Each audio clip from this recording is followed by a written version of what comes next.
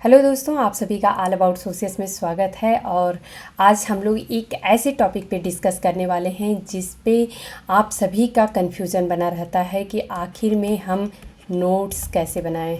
तो ये आप सभी को पता है कि पढ़ाई तो हो ही जाती है, हर कोई पढ़ता है, हर कोई अपना 100% देता है कि हमें तैयारी करनी है, तो उसके लिए वो पढ़ता ही पढ़ता है। लेकिन जो एक क्विक रिवीजन होना चाहिए कि आखिर में जो हमने सारे कंटेंट पढ़े हैं, हमारे पास जितने मटेरियल हैं, उनका एक क्विक रिवीजन हम कैसे कर सकें। तो इसके लिए एक अच्छा से अच्छा नोट्स किस प्रकार से बनाया जाए कि जिससे कि हम अच्छे से एक क्विक रिवीजन कर सकें। जहाँ तक मेरी बात है तो मैं अपना एग्ज़ाम्पल देना चाहूँगी कि आप सभी को मैं ये पहले बता चुकी हूँ कि मेरा जो ग्रेजुएसन और पोस्ट ग्रेजुएसन है, ये दोनों मैंने इग्नू से ही किया है। और जब इग्नू से मैं एमए का अपना फाइनल ईयर का एग्ज़ाम दे रही थी, दिसंबर का जो टर्म्स इन एग्ज़ाम आता है, तो उसमें मैंने दिसंबर के पूरे महीने लगभग मेरा एग्ज़ाम चला था। और उसके बाद से कुछ 22 जनवरी को नेट का एग्ज़ाम था। तो मैं इग्नू के जो भी कंटेंट थे मैंने उसी को पढ़ा था, क्योंकि मुझे पता नहीं था कि आखिर में और किस प्रकार की तैयारी होनी चाहिए। और फिर उसके बाद से मैंने एक अरिहंत का जो बुक आता है नेट के एग्ज़ाम के लिए, कॉम्पिटिटिव सीरीज़ के लिए, तो इसके लिए मैंने वो बुक तो ली थी, लेकिन फिर मैं उसमें जो भी ऑब्जेक्टिव क्वेश्चन थे उसको जब मैंने देखा तो मेरा ऑप्शन कुछ और हो जाता था और वहाँ पे कुछ और ऑप्शन होते थे करेक्ट आंसर में। तो मुझे ये रियलाइज़ हुआ कि जो आंसर हैं वो इसमें बहुत गलत दिए हुए हैं और फिर मैं कहीं ना कहीं कंफ्यूज कर जाऊंगी और मेरा नेट का एग्ज़ाम नहीं निकल पाएगा। इसके लिए मैंने क्या किया था कि जो अरिहंत का जो बुक था, उस बुक से मैंने सिर्फ़ और सिर्फ उसकी थ्योरी पढ़ ली थी। मैंने उसका एमसीक्यू जो है वो बिल्कुल भी नहीं देखा था, तो एमसीक्यू को मैंने पूरी तरह से हटा दिया था।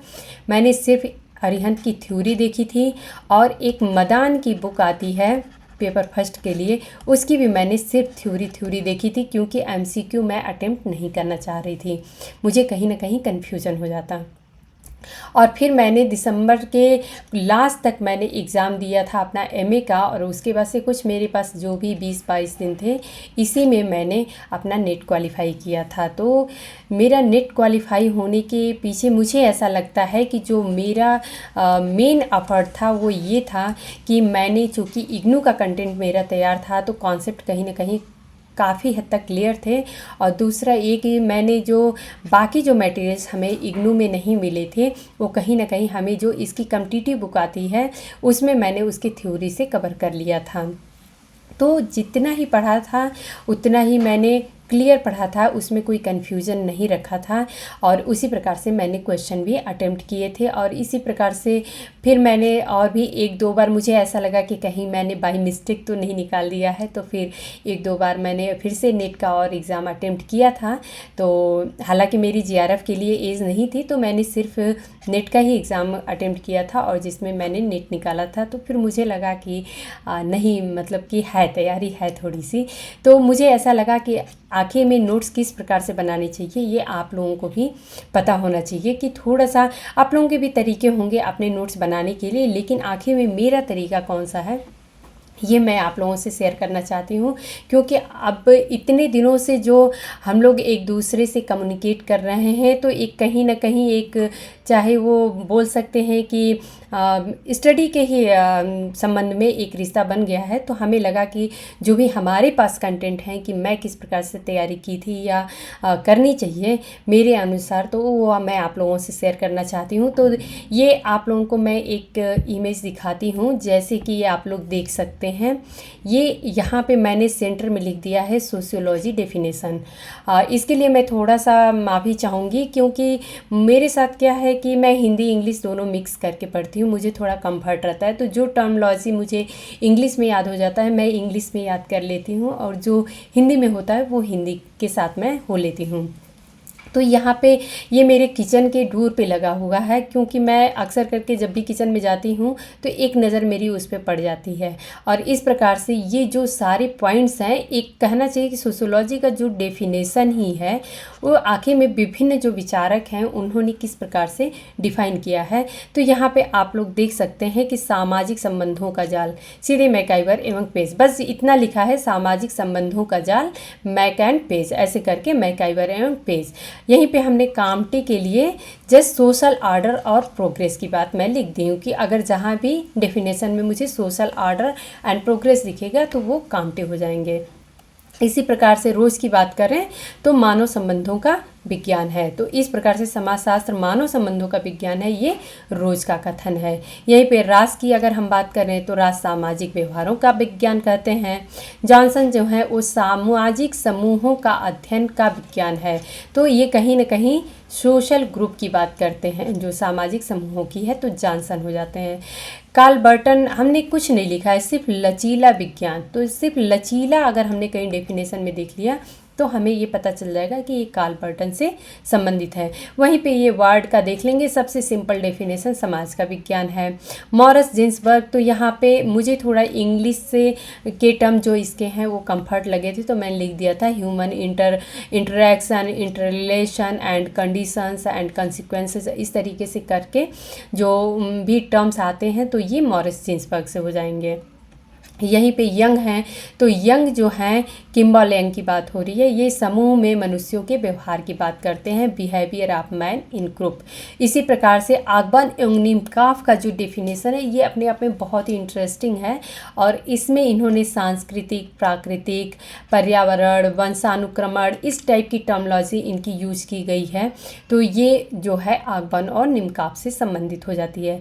वहीं पे गिडिंग्स की बात करें तो इन्होंने समाज का वैज्ञानिक अध्ययन की बात करते हैं, कि जो समाजशास्त्र है वो समाज का वैज्ञानिक अध्ययन है। वहीं पे जासिमिल की बात करें तो पारस्परिक संबंधों के स्वरूपों का विज्ञान है। तो इस प्रकार से आप लोग देखेंगे कि मैंने उनका जो एक की टर्म्स है उसमें क्या है हमें जो कि अन्य जो डेफिनेशन है उससे अलग करते हैं, तो मैंने जस्ट इसको एक माइंड मैप की तरह मैंने बना लिया है। और जब मैं किचन में आती जाती रहती हूँ तो मेरी नज़र इस पे पड़ती रहती है, और इस प्रकार से मैं इसको ईज़िली अपने माइंड में रखी हुई हूँ कि कहीं ना कहीं जब मुझे दिखता है तो हाँ कुछ ऐसा पहचाना हुआ सा लग रहा है, ऐसा मुझे लगता है। यहीं पे एक और मैं आप लोगों को, ये तो सोशियोलॉजी की जो डेफिनेशन की बात है वो है, अभी हम यहाँ पे चर्चा करेंगे इसके बारे में। ये देखिए, सामाजिक जो समाजशास्त्र का क्षेत्र है, जो हम देखेंगे कि इसका विषय क्षेत्र और विषय वस्तु की बात होती है। आखिर में समाजशास्त्र का जो क्षेत्र और विषय वस्तु है, तो ये इसको मैंने सेंटर में टॉपिक डाल दिया है कि इस टॉपिक से संबंधित है। वहीं पे अगर हम देखिए यहाँ पे 120 को जस्ट एक लाइन में लिख दिया है, 650 मानवीय संबंधों के स्वरूपों का इन्होंने अध्ययन किया था। दुर्खिम की बात करें तो सामाजिक आकार की, सामाजिक रचना, सामान्य समाजशास्त्र, यहाँ पे मैंने छोटा छोटा लिख दिया है। ये साइज और डेंसिटी की बात आकार की में करते हैं। वहीं रचना में परिवार धर्म की बात आ जाती है। सामान्य समाजशास्त्र की बात करें तो इसमें समूह है, संस्थाएं हैं, समुदाय हैं। जस्ट इतनी ही उसमें इनकी जितनी भी विषय वस्तु और क्षेत्र से संबंधित दुर्खिम के टॉपिक हैं वो सारे कवर हो जाते हैं। वहीं पे अगर लेस्टरवार्ड की बात करें तो ये शुद्ध और व्यवहारिक दो रूपों में बांट दिए हैं। टॉनिज की बात करें तो इसमें जस्ट हम विशुद्ध और व्यवहारिक जो दो हैं इनमें एक और जोड़ दिया, प्रयोग सिद्धि, तो ये टॉनिज हो जाते हैं। इसी प्रकार से कार्ल मैनहीन की बात करें तो ये सामान्य, ऐतिहासिक और व्यवस्थित की बात करते हैं। वहीं पे अगर हम यहाँ पे एक और मैं दिखा दूँ कि यहाँ पे मैंने जो स्वरूपात्मक संप्रदाय और एक समन्वयात्मक संप्रदाय, इन दोनों की अलग अलग लिस्टिंग करके कि कौन कौन से विचारक इसमें आते हैं। अब जैसे प्रतिपादक में तो यहाँ पे मैंने सीमे लिख दिया है, फिर बेबर, बानबीज, वीरकांत, स्मॉल, टॉनिज, रास, पार्केनबर्गेस, बोगल, लियोपोल्ड, इस तरीके से जो विचारक हैं ये हमारे स्वरूपात्मक संप्रदाय में आ जाते हैं। वहीं पे अगर समन्वयात्मक संप्रदाय की बात करें तो इसके जो प्रतिपादक हैं वो सोरोकिन हैं, और Durkheim, Hobhouse, Ginsberg, Hayes, Ward, MacIver एवं Page, Giddings, Bierstedt, Comte, Johnson और गम्प्लोविच। तो इस तरीके की ये विचारक जो हैं ये हमारे समन्वयात्मक संप्रदाय से संबंधित हैं। तो इस प्रकार से आप लोग देखेंगे, यहाँ पे योगेंद्र सिंह को देखिए, तो मैंने जस्ट इतना ही लिखा है, दार्शनिक, सांस्कृतिक, संरचनात्मक, द्वंद्वात्मक। तो यहाँ पे आप लोगों को ये समझ में आ रहा होगा कि एक सिर्फ पेज, मैंने सिर्फ एक पेज तैयार किया है, और ये किसी भी टूर पे जिस पे हम लोग मतलब कि आते जाते रहते हैं, फ्रिक्वेंटली जिस रूम से आते जाते रहते हैं, वहाँ पे बस एक चिपका दिया कि हमारी कभी भी आते जाते रहें तो एक नज़र हमारी वहाँ पे पड़ जाए। तो इस प्रकार से आप लोगों को ये अभी समझ में आ रहा होगा कि आखिर में किस प्रकार से हम सिर्फ समाजशास्त्र के क्षेत्र जो हैं और विषय वस्तु हैं उनको सिर्फ एक पेज में किस प्रकार से समेट सकते हैं। जब एग्ज़ाम्स आते हैं तो हमें कुछ भी करने की ज़रूरत नहीं है, एक नज़र इसको हमने देख लिया, क्योंकि जब हम इसको देखे रहते हैं और अलग अलग आप लोग शेप में बनाते हैं, कि जैसे किसी को स्क्वायर में बना दिया, किसी को सर्कल में बना दिया, किसी को ट्रायंगल में बना दिया, तो इस तरीके से एक माइंड में इमेज भी बन जाती है कि हमें आखिर में उसको कहीं तो देखा था जो कि इस शेप में था। तो इस तरीके से आप लोगों को याद करने में ज़्यादा आसानी रहेगी। यहीं पे अगर यहाँ पे आप लोग देखेंगे, कम्युनिटी की बात करें तो समुदाय, यहाँ पे समुदाय जो है, तो ये समुदाय की भी मैंने एक चार्ट आप लोगों के सामने दिखाया है। तो यहाँ पे आप लोग देख सकते हैं कि जो भी है समुदाय से संबंधित जो भी है वो मैंने यहाँ पे मेंशन किया है। जैसे कि एक एग्जाम्पल में हम लोग देखेंगे मैकाइवर एवं पेज का, तो इन्होंने सामाजिक संबद्धता की बात की है, जिसमें इन्होंने स्थानीय क्षेत्र की बात की है और सामुदायिक भावना की बात की है। तो हमें और कुछ नहीं याद करने की ज़रूरत है, बस इतना भी हमने याद कर लिया तो ये आप लोग समझिए कि हमें तैयार हो जाता है कंटेंट। यहीं पे अगर हम देखें तो समुदाय को मैकाइवर एवं पेज ने 3 भागों में बांटा है। तो यहाँ पे ग्रामीण समुदाय, नगरीय समुदाय और क्षेत्रीय समुदाय, तो हमने जस्ट उसी के साइड में एक एरो डाल के और यहाँ पे मैंने मेंशन कर दिया है। तो यहीं पे सिर्फ हमें देखा जाए तो इतने में ही हम मैकाइवर एवं पेज को कवर कर लेते हैं समुदाय से संबंधित। यहाँ पे ये थोड़ा सा लाइट हो गया है, ये जॉनसन का है। तो जॉनसन ने विशिष्ट भौतिक क्षेत्र की बात की है, भौगोलिक क्षेत्र यहाँ पे होगा, सॉरी, विशिष्ट भौगोलिक क्षेत्र की बात, मानव समूह की बात और हम की भावना की बात की है। तो इस प्रकार से आप लोग यहाँ पे किंग्सले डेविस हैं, ये थोड़ा सा मेरा पानी लगने की वजह से ब्लर हो गया है, तो किंग्सले डेविस का है। मेरा कहने का तात्पर्य ये है कि आप लोग किस प्रकार से अपने जो एक सिंगल पेज पे नोट्स बना सकते हैं, क्योंकि यहाँ पे आप लोग देख सकते हैं सिर्फ एक पेज पे हम चाहेंगे तो 3 पेज पे लगभग डेफिनेशन लिखते रह जाएंगे और याद करते रह जाएंगे, लेकिन यहाँ पे सिर्फ एक पेज पे एक माइंड मैप की तरह आप लोग जस्ट इसको बना के, और अगर ऐसे ही डेली एक बार जस्ट क्विक रिवीजन कर लिया कि हाँ अच्छा इसमें ये था उसमें ये था, इस तरीके से जब आप लोग कर लेंगे तो काफ़ी हद तक आप लोगों की तैयारी अच्छे से हो जाएगी। और एक चीज़ इसके साथ और कहना चाहूँगी कि ये जो तरीका है ये तभी काम करता है जब आप लोग पहले पढ़ाई अपनी अच्छे से किए रहें, क्योंकि कभी भी किसी भी चीज़ के लिए कोई शॉर्टकट नहीं होता है। हम स्मार्ट स्टडी कर सकते हैं लेकिन उसके लिए शॉर्टकट नहीं अपना सकते हैं। इसलिए सबसे पहले नॉलेज गेन करने के लिए हमें पढ़ना ज़रूरी है, इसलिए आप लोग पढ़ ले, उसको अच्छे से समझिए और पढ़िए। उसके बाद से कहीं ना कहीं हमें शॉर्ट्स नोट की ज़रूरत पड़ती है, क्योंकि जब हम पढ़े रहते हैं तभी हम जो उनके कीवर्ड्स हैं उनको निकाल पाते हैं और फिर उनके कीवर्ड्स को हम अपने माइंड में रख पाते हैं।